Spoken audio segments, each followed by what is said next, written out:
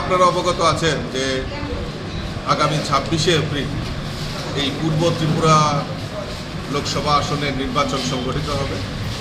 এই নির্বাচনকে সামনে রেখে আমরা চাই আমাদের প্রার্থী যিনি হয়েছেন এই রাজ পরিবারের কন্যা আমাদের কৃতি দেবী দেববর্মন মহোদয়ের পদ্ম ফুল চিহ্নে আমরা নির্বাচনে এই পূর্ব আসন থেকে ভারতীয় জনতা পার্টির প্রার্থী করেছি।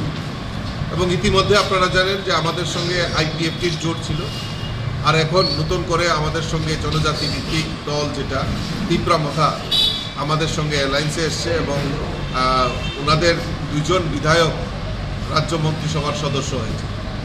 তো অর্থাৎ ভারতীয় জনতা পার্টির মোদিজির যে সংকল্প বিকশিত ভারত করার যে গ্যারান্টি মোদিজি দিচ্ছেন, আর সেই গ্যারান্টিকে পাথেয় করে আমাদের রাজ্যের সরকার, রাজ্যের মাননীয় মুখ্যমন্ত্রী একটাই কথা বলছেন যে এক ত্রিপুরা শ্রেষ্ঠ ত্রিপুরা। এই এক ত্রিপুরা শ্রেষ্ঠ ত্রিপুরা করার লক্ষ্যে আমরা চাই আমাদের প্রার্থীকে বিপুল ভোটে জয়যুক্ত করে মোদিজিকে উপহার হিসাবে দিতে চাই।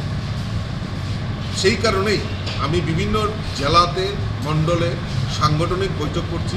বুথ এবং শক্তি কেন্দ্র, মণ্ডল, মোর্চা, আমাদের নিচ স্তর অবধি মাইক্রো লেভেল অবধি আমাদের সংগঠন রয়েছে।